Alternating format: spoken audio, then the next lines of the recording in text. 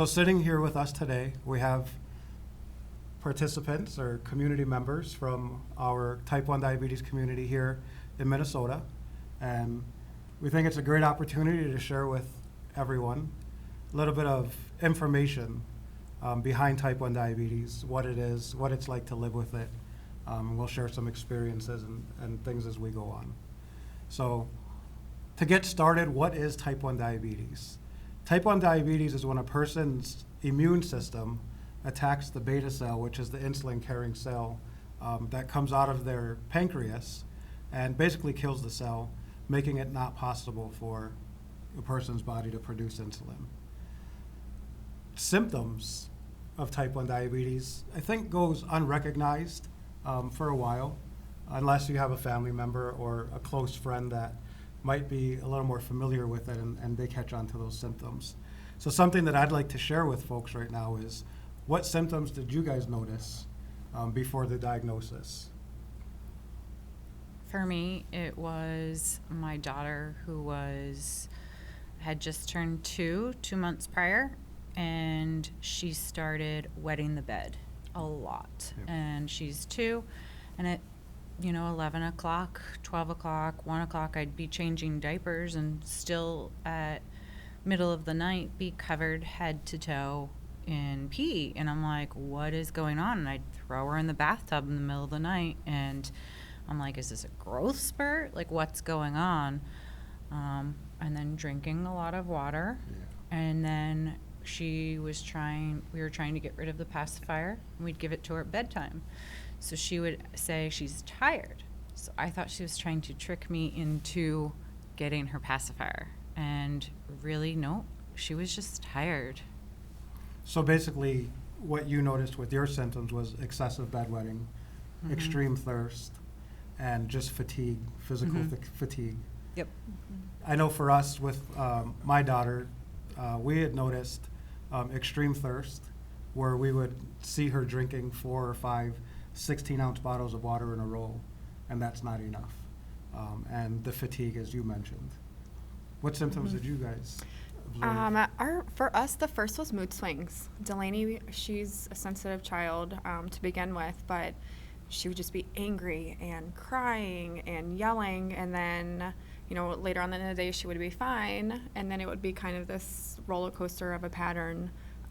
It got to the point where I contacted a counselor in October to try and see if there was some underlying something within whatever she was going through. And then it was the excessive thirst, the bedwetting, and for her, she would not have to go pee. And then a minute later, it was like, I need to go to the bathroom now, having the accidents. And for us, we would get frustrated because we didn't know. So it would be like, why are you waiting so long? Why are you, tell us. And she was diagnosed a week after Halloween. So the Halloween candy. And so that week was just a disaster. What age was Delaney when she was diagnosed? She was 6. Which seems a very common age, I think, that 5 and 6, from what I have noticed. In that fall time, I feel like there's a lot of diagnoses. But we knew about type 1 diabetes. Brandon's dad was diagnosed at 51, and my father has type 2 and my aunt has type 1. So we knew the signs and symptoms. So we caught it really early, so we didn't have a lot of the diagnoses or a lot of the symptoms for the late diagnoses. But I do think on the line. The symptoms aren't talked about enough, in my opinion, to where we can catch it a lot earlier. Yeah, I definitely agree that the symptoms aren't mentioned much at all. Mm-hmm. And this is a great opportunity to get some of that experience, out mm-hmm. and share with people, because we know for a fact that somebody out there is seeing exactly what we're going to talk about today, and it might click something in their head to say, hey, maybe we need to look into this. Mm-hmm. I want to circle back to the counselor that you folks had reached out to. Mm-hmm. Do you remember what you had described to the counselor and maybe what the counselor had thought what was going on?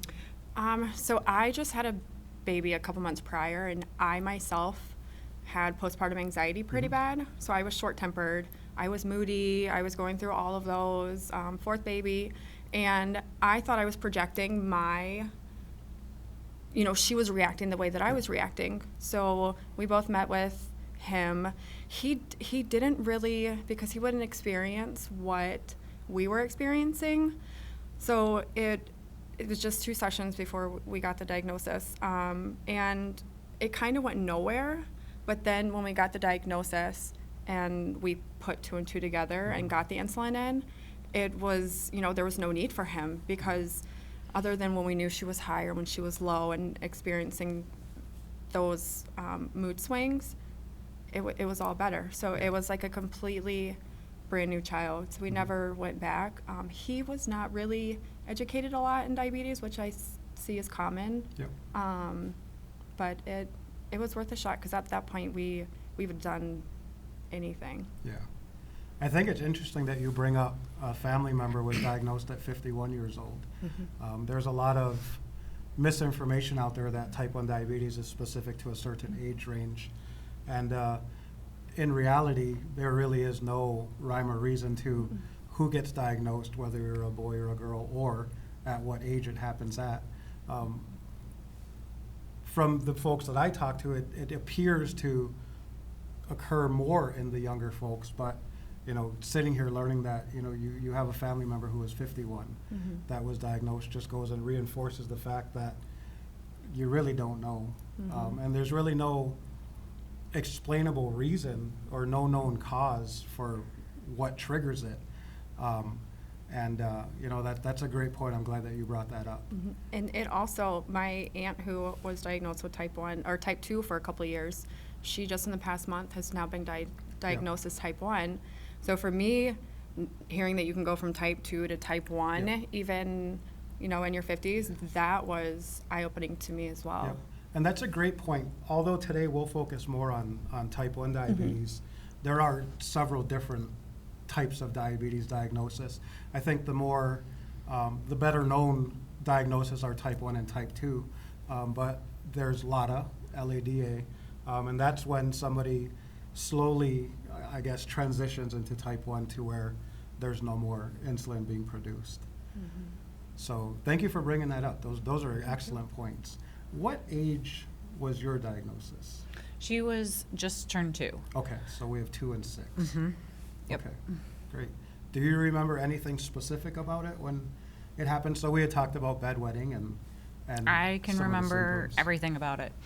I remember the 3rd week of October, the whole entire family got sick. My oldest daughter got strep, and so I tested my other 2 kiddos. I had a 6-month-old at the time, not even a 6-month-old, and so I got her tested for strep. I got my baby tested for strep. I had been tested. I had a severe sinus infection. They just had a cold, and so my husband was gone, and so I was alone, overwhelmed, and all of us were sick. And so I noticed the first symptom the first week of November.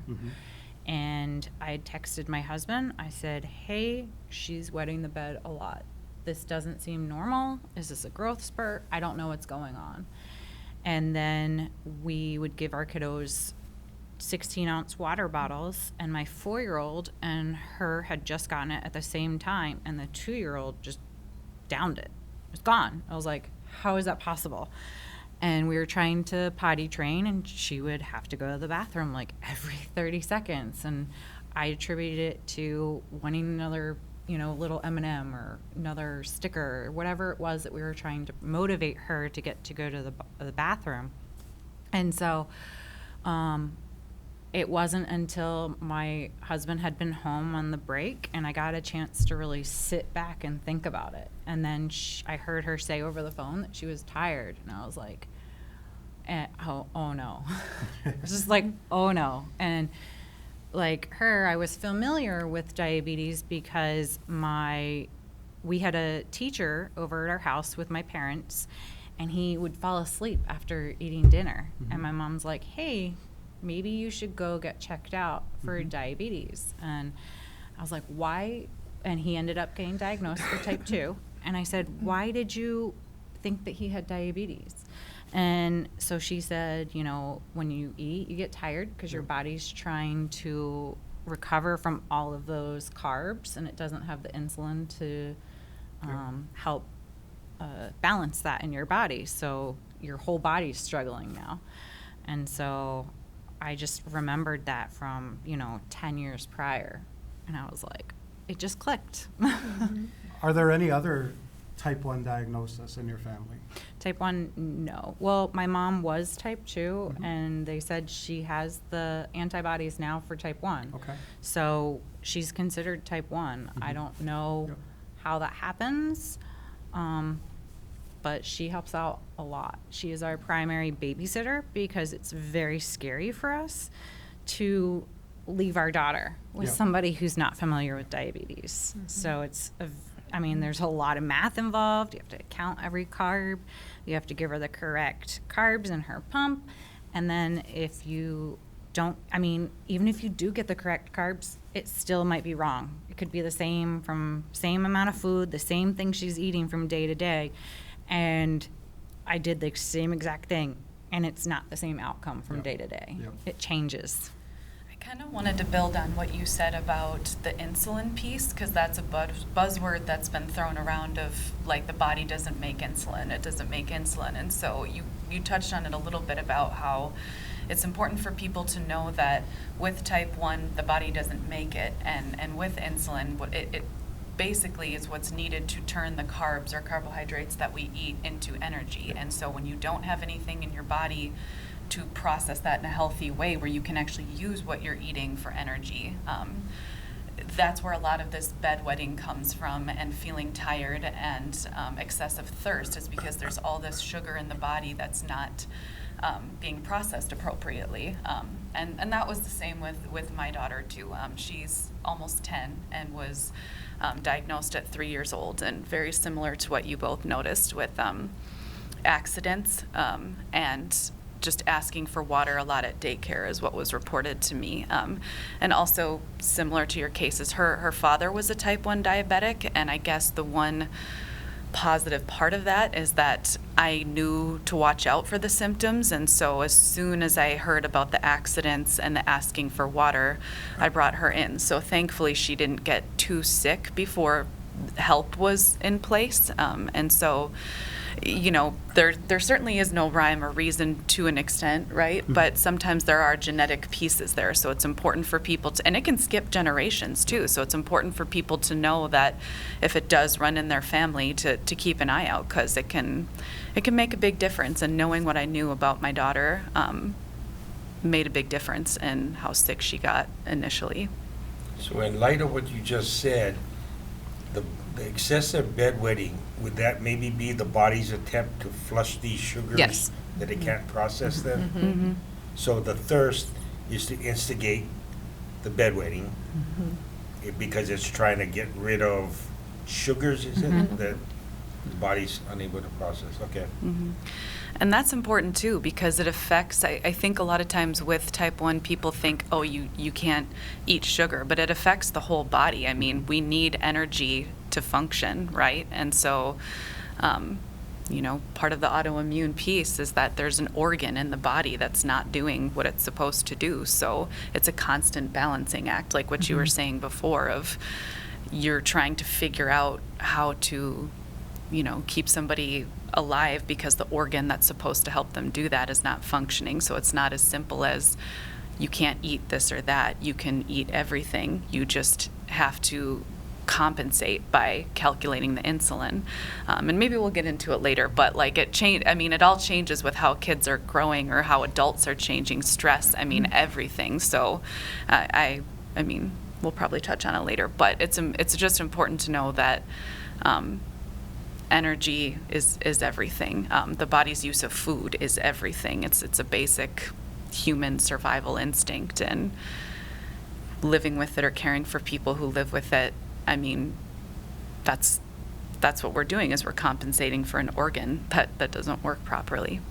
And I think what you said, to build off of what you said, is you knew the symptoms, you knew what to watch out for, And I had learned of the symptoms a long time ago and forgot. So she got sick the 3rd week of October. I saw the first symptom the 1st week of November, and we didn't get diagnosed till Black Friday, which was the 24th that year. And articles I keep reading is, you know, if you're in DKA, you're causing brain damage. And her blood sugar wasn't super high, but I don't know if she's gonna have, you know, long-term brain damage, because, you know, it was 3-4 weeks later before we finally got her to the hospital and realized it and put it together. I like to think that she's not going to, but I don't know. How about for you guys? What symptoms did you? Well, Alec was 24 when he was Yep, diagnosed. yep. So, as you talked about, you can be diagnosed at any age in life, and it's usually a trigger that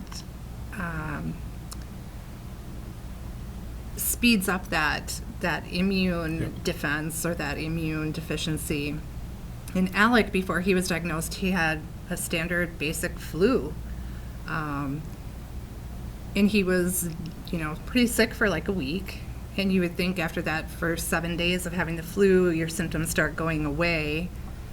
His started changing and evolving and getting worse.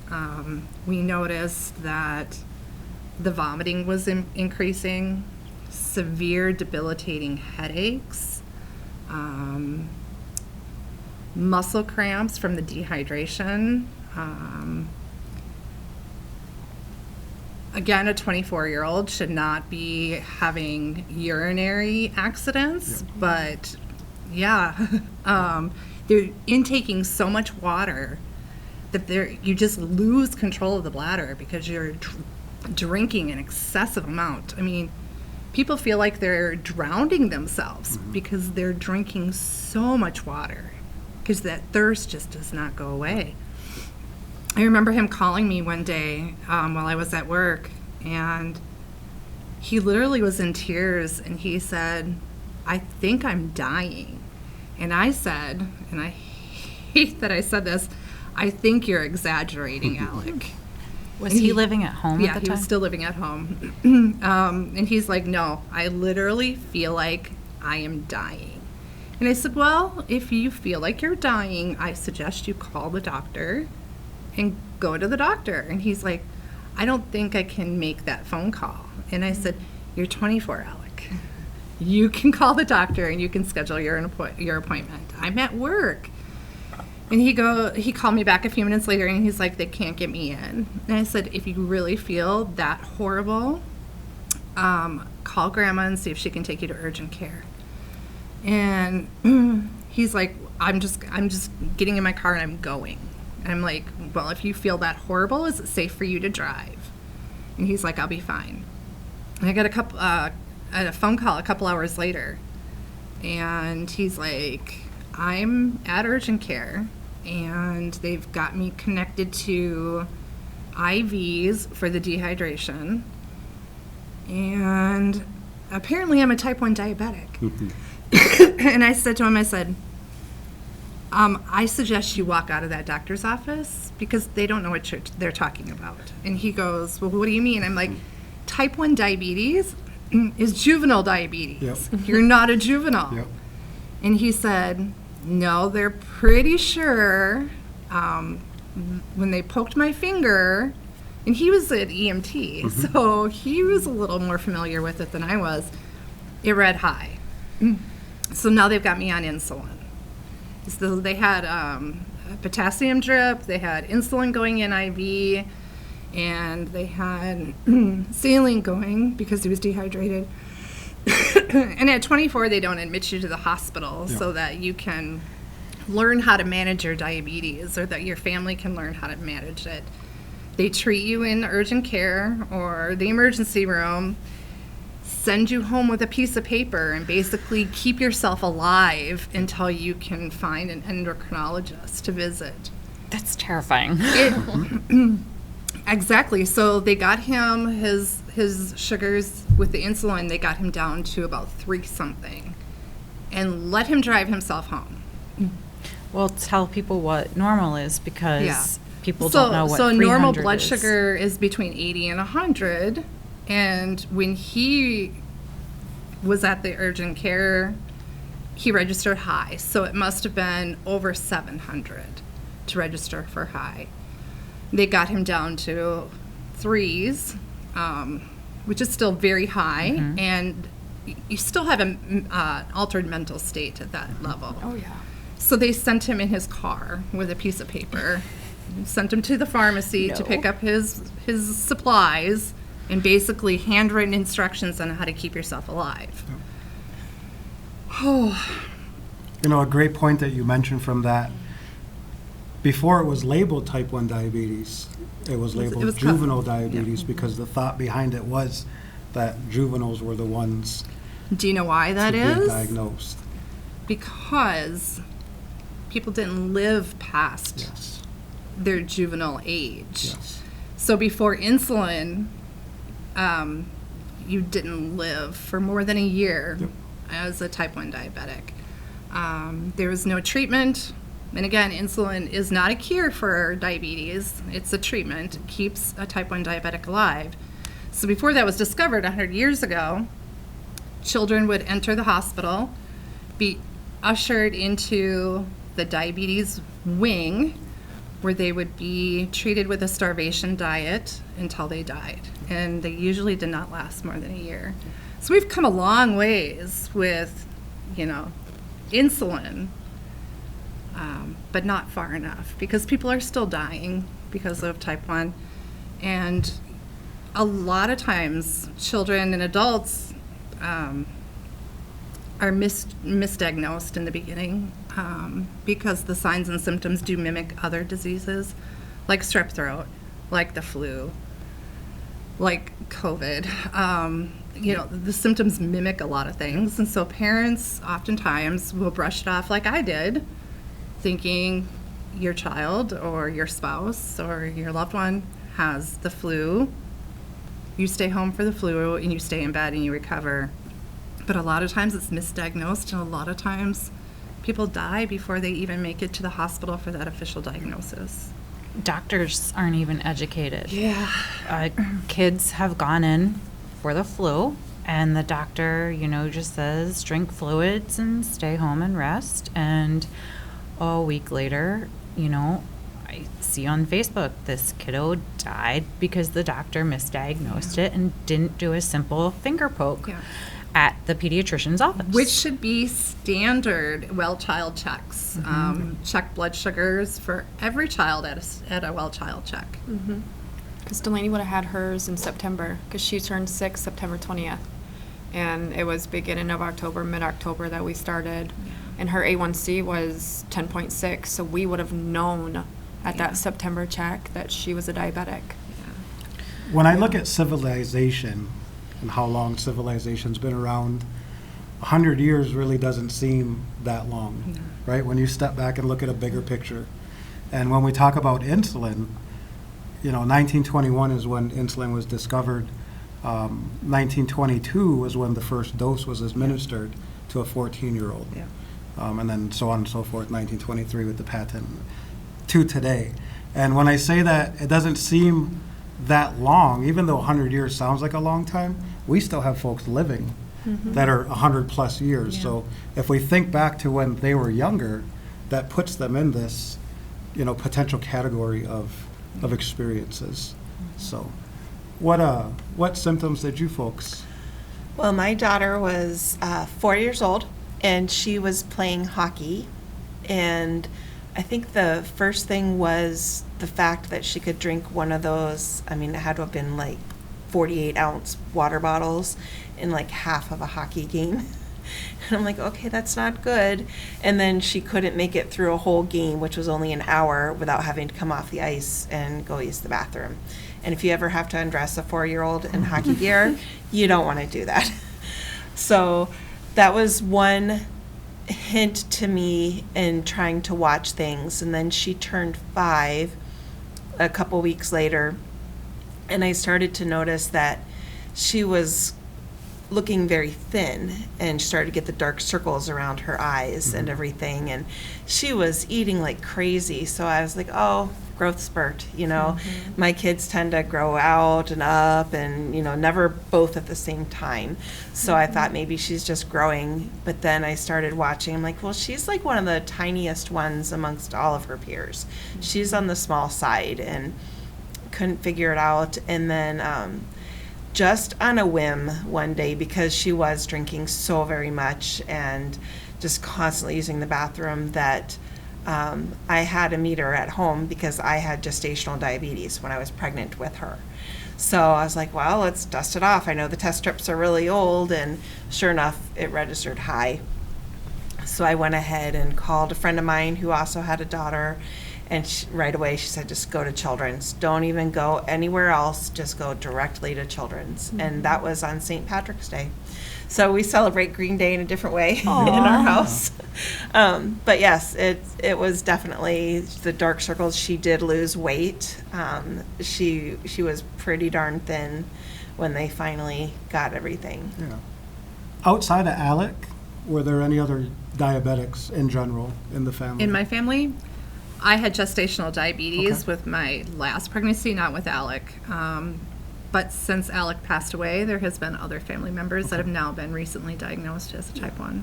And the reason why I bring that up, I think sharing here, we covered a few great points that we would like to share with everyone out there.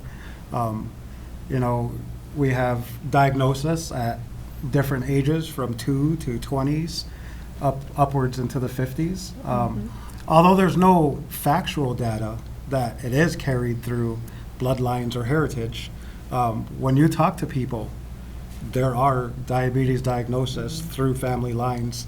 Just as you mentioned, it does skip generations. It can skip generations. I know for us, Malia's a type 1 diabetic. Her uncle Josh is actually the one who recognized the symptoms. And he was pretty young himself at the time she was diagnosed. He's a type 1 diabetic, and then we have a few other family members that are type 2 diabetics. So, you know, just to sit here with this round table and see that everyone somehow has a connection to it through their family tree, that definitely poses a great topic for conversation, or something to put out there, that if at any point in your family line diabetes was there, no matter what type, because, you know, gestational, people believe that that just is an onset from the pregnancy, and then when you're done, you recover and you move on.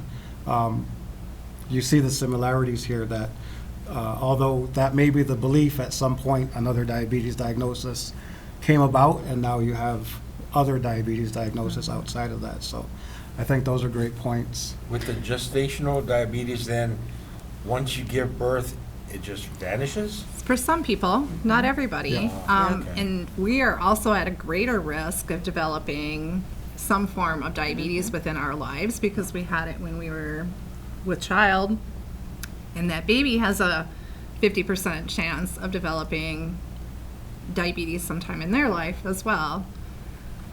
If you look at diabetes in general, a really high level covering of it, as we covered with type 1 diabetes, it's specific to the immune system attacking insulin producing cells.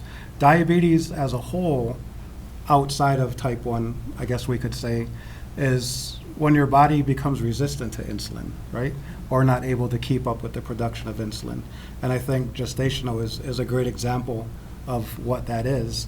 And that, as you guys mentioned, that elevates your risk category now, or your risk level, to being diagnosed at a later point. I think one of the great things to share with folks is that diabetes doesn't go away. Once that diagnosis happens, it's there. There is no explanation why your body wasn't able to keep up with the insulin production, or your body became resistant. But what we do know from folks here right in front of us at this table and talking to other people is that once that occurs, there's a high probability of it coming back.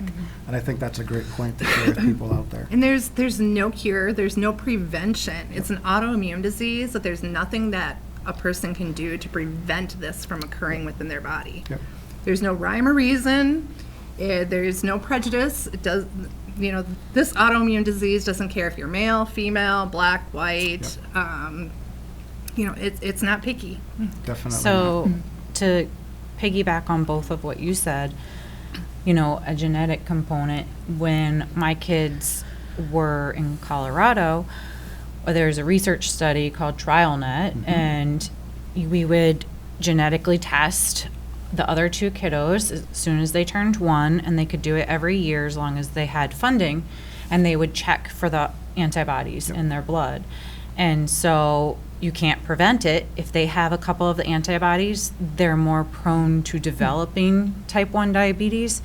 And if you have more antibodies, they can basically say, yes, you will develop it at some point. And then we had a neighbor whose son was diabetic, and their sibling had the antibodies in their body.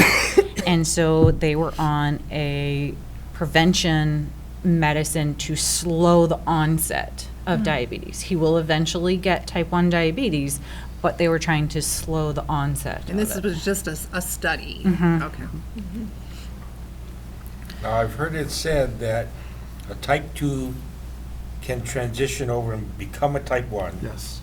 Is there ever a case or scenario when a type 1 you're type 1, And you're type 1? done, yeah. Yep. I'm glad you asked that because I've been asked regarding my daughter a lot, oh, well, is she going to outgrow that? No.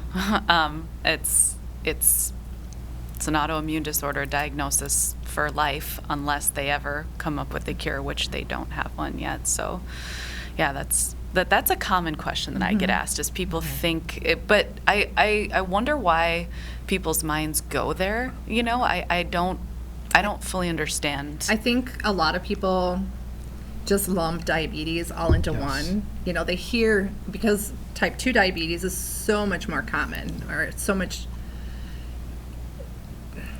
it's more recognizable. And then, people will say, well, I lost weight and I changed my diet and I did this and I reversed my type 2 diabetes, which they really don't. Yes. So They're I just think managing it they're better. just managing it better, yeah. And so I think people have that misconception that if me as a type 2 was able to get myself healthy and manage my type 2 and I no longer have to take metformin or insulin, if that's what they were using to manage it, that a type 1 can do that as well.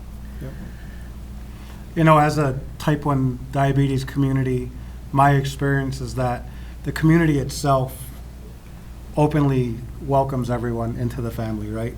And I know that a phrase that we use within the community here in Minnesota is, welcome to the family that nobody wants to be a part of, right? Amen. Yep. And it's not a negative quote at all. It's a tough life. There's no doubt about that. And I hope that some of these symptoms that these folks shared with everyone today helps at least one person at home right now watching the show, and maybe that'll lead to a quicker diagnosis where treatment's able to get in there a little faster. Well, and that's what November is about, bringing awareness to Yes. type 1 diabetes, because the pediatricians don't have enough awareness, and people as a whole don't have enough awareness of the symptoms of type 1 diabetes, because they're asking you, are you going to grow out? Is she going to grow out of it?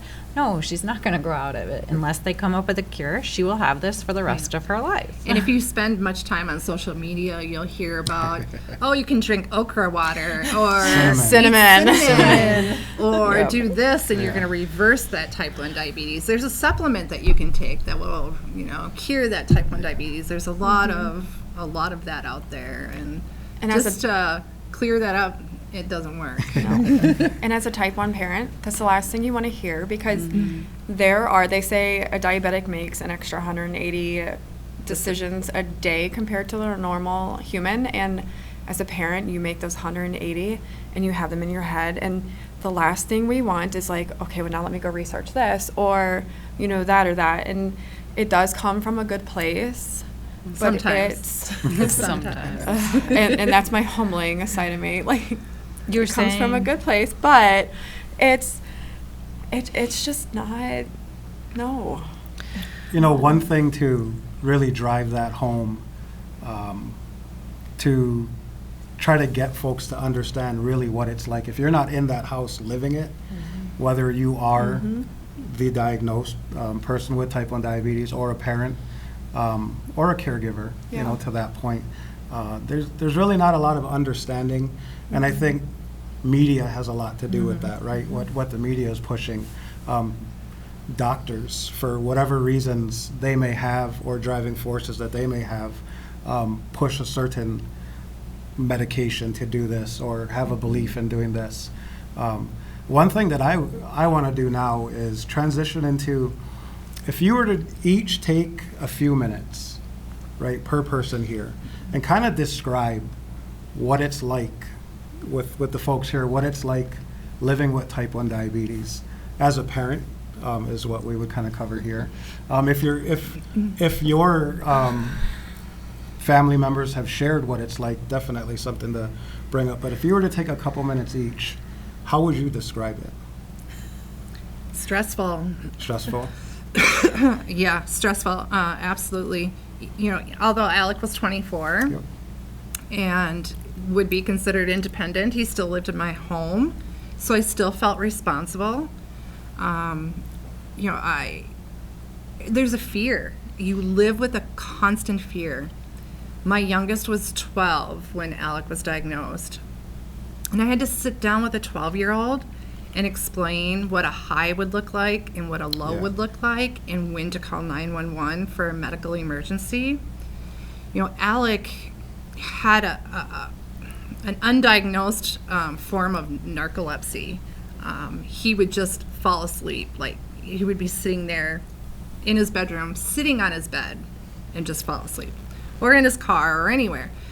And so whenever I walked into a room and I saw him with his eyes closed and just kind of sitting there, it was instant fear. Like, instant fear, like, oh my God, what happened? Yeah. You know, as parents, that's a great thing to bring up, because as parents, we kind of carry that protector mentality, right? And I know, for me at least, it's not something that I really openly talk about much around the kids or even with Malia. You know, we're so focused on management and connecting with people and what can we do better, right, to make sure this doesn't happen, or, you know, what can we put in place so we hopefully don't get here, right? But when you talk about that fear, it's an undescribable fear that is so deep buried in you that you don't want to talk about it, because it's just that. How do you describe It's it? traumatizing. It's just, you know. I mean, I've heard of parents suffering from post-traumatic stress disorder from having to care for a type 1 diabetic. You know, if you're online at all and follow the diabetic online community, especially through Twitter, you know, people are financially burdened with this disease. They are mentally burnt out from this disease. It consumes your life because, like you said, you make at least 180 extra decisions a day, and those are life or death decisions. Yep. You have your child's life in your hands. One wrong calculation, one wrong dosage, unfortunately can kill somebody. And these doctors send you home with the responsibility of keeping yourself or your child alive. That's a great point you bring up, because when someone's hospitalized and there's a need for insulin to be administered, it doesn't just go through one nurse. It has to be verified by a second nurse and so on. And like you're saying, you know, these kids, and I use the term kids loosely because 24, in my opinion, you're still a kid. You just finished school and you're just learning, you know, about independence, and you got your job and you probably got a new car, and, you know, you're just living life, and then this comes on, you know, and, you know, 3 years old, 51 years old, you lived an entire life, and now you have this. You Well, know? and to shed light on what some of those decisions are too, and the dosages. I mean, a misconception is that diabetes equals sugar, and with type 1, it's carbohydrates, which is basically in everything. Not water. Maybe not some. Not well, yet. right, yeah. Maybe not point. some meat or cheese or water, but then you're dealing with like other issues, if you're eating too much meat and cheese. So it's important to know that every time a type 1 diabetic has something that is not water, basically, they have to have insulin. And we, as type 1 diabetics themselves, parents of type 1 diabetics are making those calculations. Pump technology makes it easier because you can program in the insulin to carb ratios, how much insulin the body needs for what the carbs they're eating are. That's what that means. But you can program it in, so in the moment you don't have to actually calculate all the math, but you still have to count carbs, and those dosages change all the time. So that's part of what it is too, is that you're not given one insulin dosage and you're set for life. It can change. With my daughter who's 9 years old, sometimes we've been through phases where what she needs changes weekly, and it's impacted by things like stress, growth, the weather, her level of activity, even mental activity can make a difference, and so it's changing all the time. So all of these decisions are primarily related to, calculating, just to eat or drink something, and then because we're making up for something that an organ does, it's not going to be perfect, right? You're doing daily math with something the body is supposed to do naturally. And so it can be very overwhelming and very exhausting. And the tough thing for me too, I guess, with sometimes being at family events or wherever I'm at where other people don't have that going on, is just sometimes, we're used to it now, but sometimes just feeling isolated because we'll get to a family event and there's a spread with no rhyme or reason of what's inside it, no way to figure out exactly how many carbs are in it, and so Just guess. you do. And it's a scary guess, and It so is. so that's a big piece. I thought I bumped you, and it was that. So that's a big piece of it. And then too, just because the doses change. Sometimes there's too much insulin. Like when my daughter gets to be so active, maybe she doesn't need as much, and that's that low word that people have been throwing around, is when your blood sugar is low, that can lead to an emergency. You got to get sugar as soon as possible. So I can't remember the last time I slept through the night. I manage my daughter's type 1 as a single parent, and that's a thing too, is that you're never not on call. I'm up usually at least once a night, if not more. And that's a big, and you're making decisions when you're half asleep. That's the other piece, and it's scary because one wrong move. So it's a lifestyle.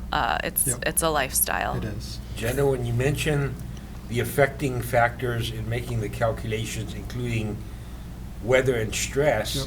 so you have to sit down with a list and say what's happening outside, how stressed No, this is she all in your It's head in your every head. day. It's in your head. Yeah. Well, I don't know about the weather. Nicole will have to speak to that because I didn't know that till she mentioned it, or So maybe it was if I don't it's know. hot or if Cold. it's really cold, Oh, your yes, body. yes, yeah. sorry. Yeah. I don't know why I was thinking of rain when you said that, but yeah, sorry, heat, because heat makes the body more resistant to insulin. So now I know what you mean, but no, it's in your mind and you learn as you go, and that's what's crazy about it too, is that it's this life-threatening thing, and you learn. But I guess that's part of it becoming a lifestyle though too, is you have to make those decisions, but you get to a point where it's your life, and it comes. Although there's nothing natural about type 1 diabetes, it starts to come naturally. You just know more of what's going on to an extent, because It's a great point that you bring up. The electronics do a lot of calculating for you, but they could be entering their carb count into their whatever pumps they're using, or calculator for that fact, and turn around, just turn a corner at the kitchen table and stub their toe. And they got their toe, and that whole calculation is gone. You talk about weather in it, and it's, an example I use is if you come home from a long day at work and, your feet ache or your body aches, you just jump right into that hot shower. There's a few other factors that type 1 diabetics need to take into account before Gotta they take the jump pump into off. that shower. The conversation that we're having here today is great because it's an overview of all that it encompasses, right? And one thing that a lot of folks don't understand is the financial side, right? And when we talk about the financial side, when I look at it, I really look at number one, accessibility to insulin at any time, 24/7, right? We can't afford to have the pharmacy say, hey, we're closed, or our shipment's late because of the supply chain issues right now, and, it's coming 2 days later, but we don't have 2 days, right? Yep. So that accessibility opportunity is always there, right? And then there's affordability, right? A lot of people don't understand the cost that comes with it because, yes, insurance does cover it, right? But If you're privileged enough to have Exactly, insurance. Exactly. Yeah. But I can almost guarantee that all of our insurance plans cover at a different level, or some of us pay 2 premiums to have double coverage, right? So, looking at that, that's a different, I guess, area that a lot of folks, there's no conversations about it, right? No one really talks about it. It's finances, so I think it's something that maybe people hold a little closer to them because you never want anyone to know that it's tough or money's tight or you're struggling. And coming across the Facebook group, Touched by Type 1, here in Minnesota, the Insulin for All Facebook group, for me, unfortunately, reading other people's stories or posts that they put out, seeing that they're going through exactly what I'm going through actually brought a level of comfort to me, right? We talk about that fear, and when I have that fear or I feel that fear coming up, I try to learn about it as much as I can, right? And how do I combat that fear? How can I train my brain to think this way rather than this way? And I take what I find and I share it with these groups, right? And one thing that is always a common topic that's brought up is affordability. I think we're fortunate enough to have the system that we're set up here. Minnesota as a whole, number one, we have a lot of connections that help each other out, right? If you're running low on something, you can always reach out to someone, right? Or if you're in need of this, you can always reach out to this person. And another thing about Minnesota, an amazing thing about Minnesota, is the passing of Alex Bill. And I think that's something that we should definitely get into here in our final minutes here, and really speak on that.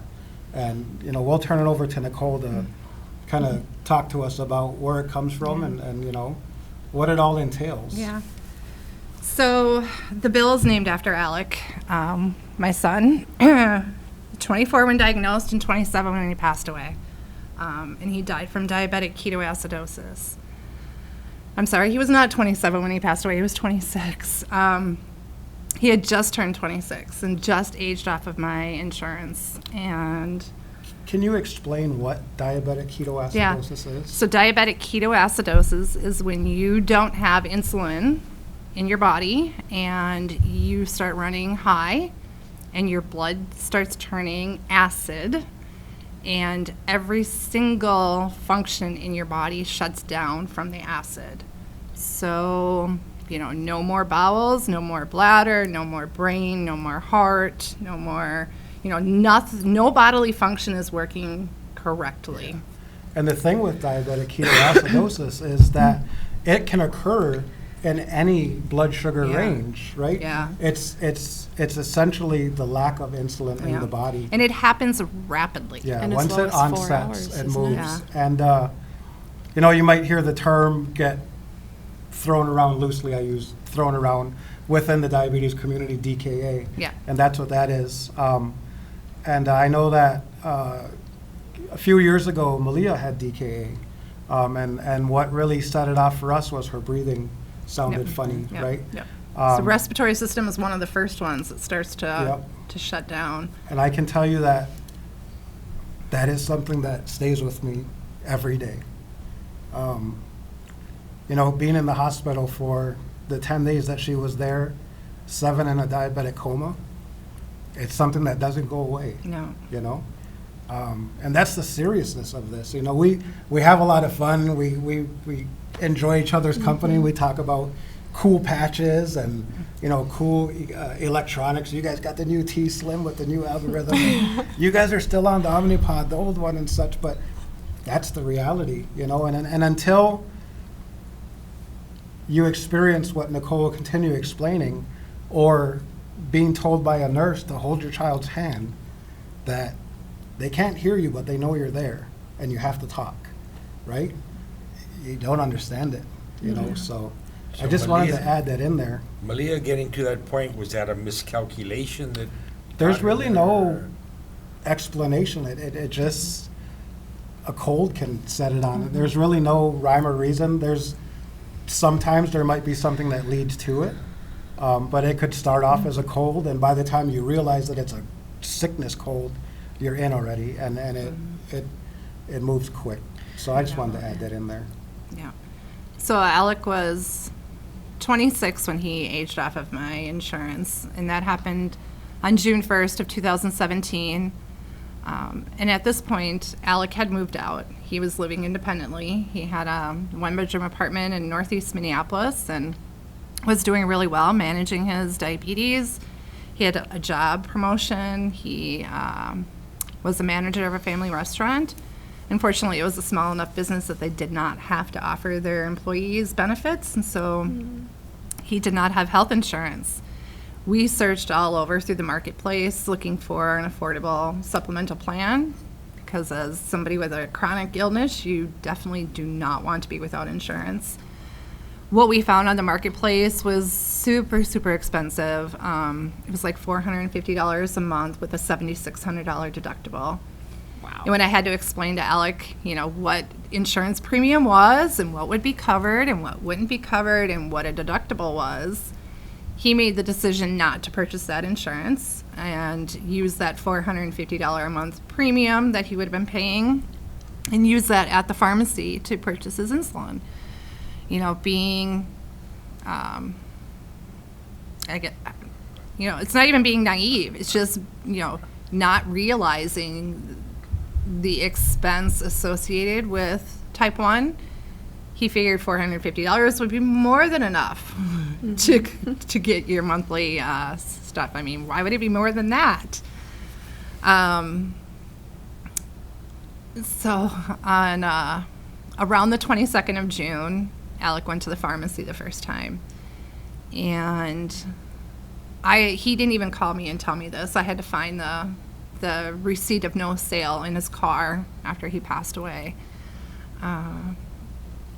$1,300 is what they asked him to pay at the pharmacy to pick up a 30-day supply of insulin. And I think it had maybe test strips or pen needles or something. There was something else on that receipt. But it wasn't even the total of what you would need for a full month to manage your diabetes.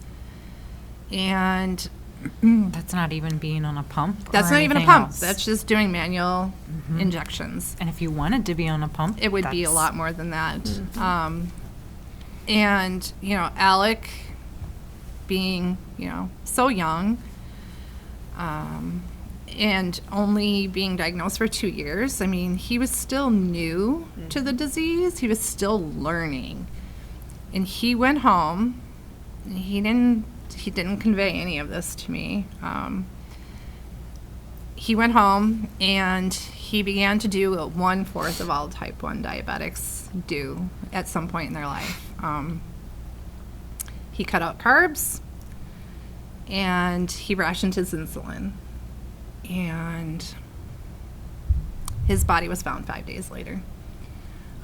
Diabetic ketoacidosis happens rapidly. Within 24 hours, a body can shut down. His girlfriend found his body in his apartment on his floor. We listened to a voice message that he had left his manager, calling in on Monday, the 26th, saying that he was not going to be in. He did not feel well. He was experiencing shortness of breath, vomiting, headache, fatigue, muscle aches, classic symptoms of DKA. But you could hear it in his voice that he was struggling to breathe.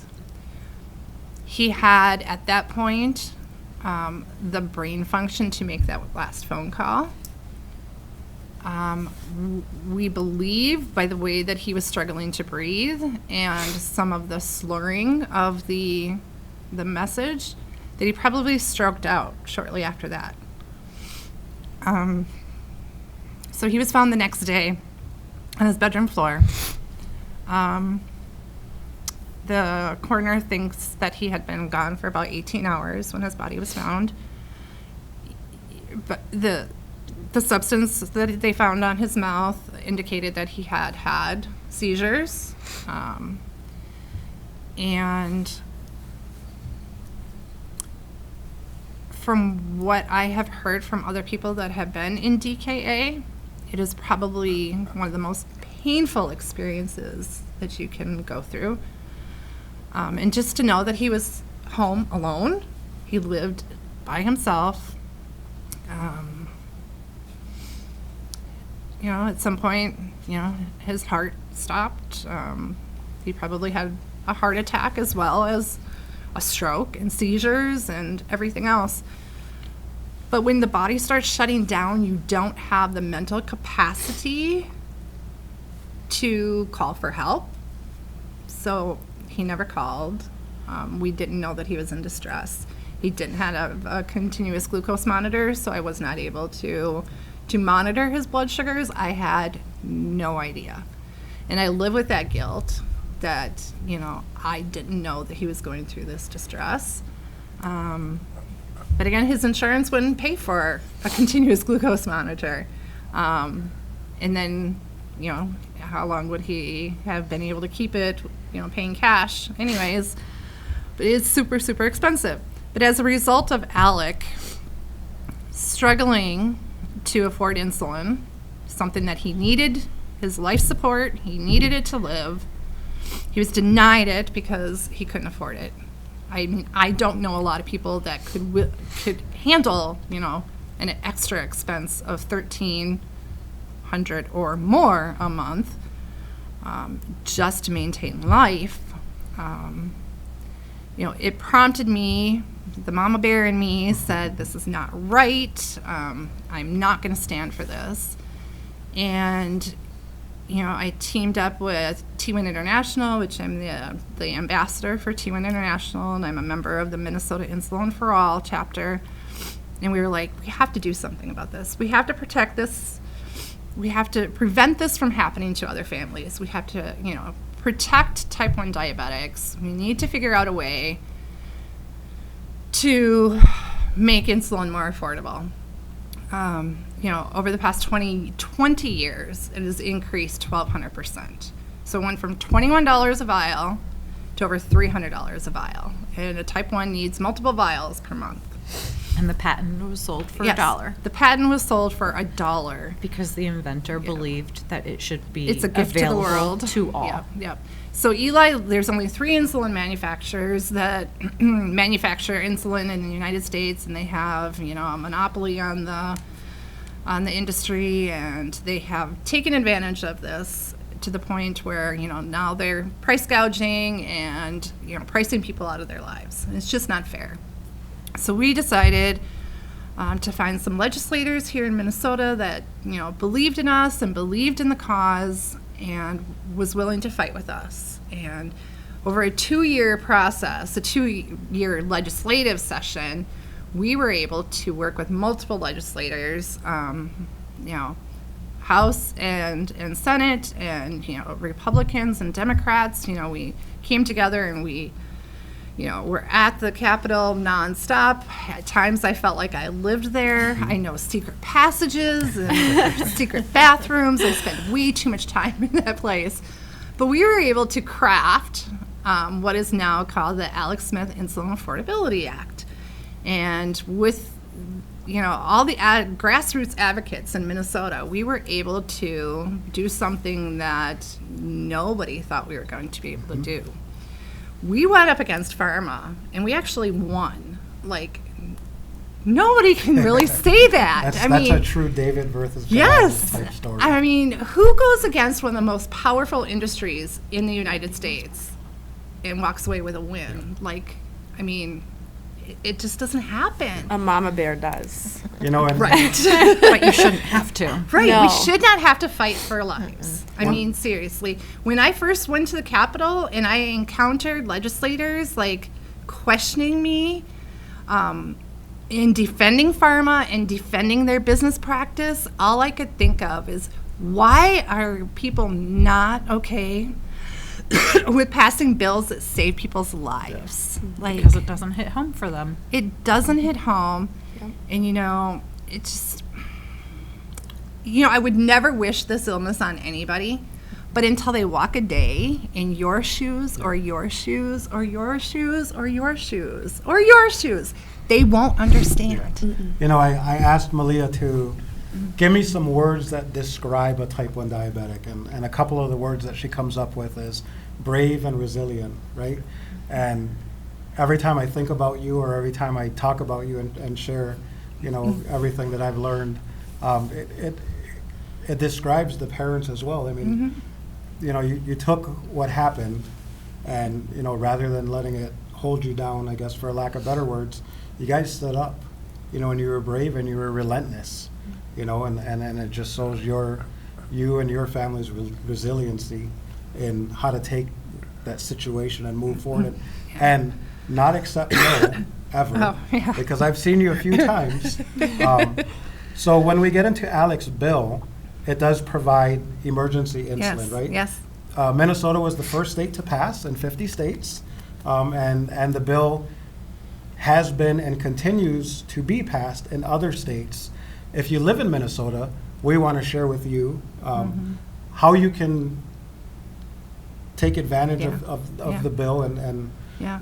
how does that work? Does somebody just go to their pharmacy, or? Yeah. So the bill passed in April of 2020, and it went into effect on July 1st of 2020. One of the misconceptions that I hear from people is they've heard about the bill, but they thought that it wasn't in place because of the pharma lawsuit. But I want to let everybody know that the bill is we're still going strong. Yep. People can still utilize the program. And you told me pharmacies weren't aware of it either. We've had some issues with pharmacists saying that they did not know about this, but they've all been contacted. Yeah.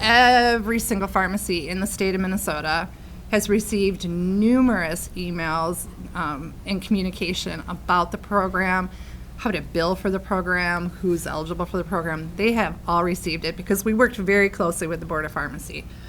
And the Minnesota Department of Health. I mean, it's a law. It's a state law. So you would think that the pharmacists would know the laws when it comes to their business. So if someone finds themselves in a position. So if somebody finds themselves in a situation like Alec, where, they don't have insulin and they can't afford it, they can take their photo ID and walk into any pharmacy in the state of Minnesota, attest to, a question of the pharmacist is going to ask you if they're aware of the program. Do you have less than a 7-day supply of insulin? And if you say yes, they're supposed to sell you a 30-day supply of insulin for $35. Okay. No more questions asked. Here's your emergency supply of insulin. And that's what Alec was quoted $1,300 $1,300, yeah. Wow. 30-day supply of insulin. If a person goes to their pharmacy and runs into the situation where the pharmacist isn't aware of it, what would they do then? I would, as a consumer, as a type 1 diabetic, if I was knowing that I was in this emergency situation, I would pull up the website. Okay. And you can find it at mninsulin.org and show it to the pharmacist. And they can, read all the details about the program. I think With that's, instructions, there's a tab right on there, on that website for pharmacists. Yeah. So, that's great information to share. If somebody goes to the pharmacy and for whatever reason the pharmacist isn't aware of it, then they would just simply pull up their smartphone. We all have walking computers in our pockets, right? yeah. And- We're so grateful to live in a technological age Yeah. to have these resources, to Yeah. go to our Facebook site and say, hey, I'm struggling, I need help, and they have somebody that can relate to them, whereas, before social media and all that, I felt very alone, which Yeah. is why I started searching on social media. So I'm very grateful for the technology that we have today. Yeah, definitely running into the community, at least for us. It doesn't matter what time of day it is, whether it's noon or 2 a.m. or 4 a.m. Somebody's always on there looking or reading and posting. So, as we wrap up here, I want to appreciate everybody coming out and sharing their stories with us and sharing what it's like and some of the experience. You know, if we were to take a few minutes to wrap up here, are there any parting words or last minute thoughts anyone would want to, you know, give out there as far as raising awareness or, you know, try to Listen first. drive home more strong points? Be aware of the signs. Be aware that Yeah. every single Those person symptoms. is capable of developing type 1 diabetes. You could develop it, I could develop it tomorrow, I could develop it today. Yeah. And, you know, I wouldn't know unless I knew the signs and the symptoms, which is being thirsty, excessive peeing because I'm so thirsty, fatigue, Yep. shortness of breath, Weight loss. having Weight loss. the weight loss, diarrhea because your body is just trying to get rid of that sugar any way possible. Your sweet breath because you're trying to Yeah. expel it. There's the a body's smell. trying There's to get it out of definitely it, a out of smell. because you've got so much sugar on your body. So being aware of those symptoms. And just listening first and not assuming you know how to cure it because medical professionals don't And- yet. So just listen first. Yeah. And if you have a kiddo that you know with type 1 diabetes, they are a kid first. Yep. And then diabetes Yep. second, because that's important. They're still a kid. They still need to have their life. They still need to eat candy like other kids and, you know, do things. They just have to take a few extra steps to keep it safe. Well, I want to thank everybody for coming out. You know, this was a great opportunity to share some insight to type 1 diabetes and life with it. You know, it's not the end of the road. You know, that we all move on in our own ways, and, you know, we do amazing things, and type 1 diabetics grow up and attain career goals or dreams. I mean, there's professional sports players, there's professional entertainers, and so on and so forth. And Supreme Court Justice. Supreme Court justices, you know, it's My daughter right now, she's in kindergarten. Her dream is to be a diabetes doctor. you go. that's Malia's. So thank you so much, you guys, and I appreciate everyone coming out and sharing a little bit of their story. Thank you. Thank you. Thank you.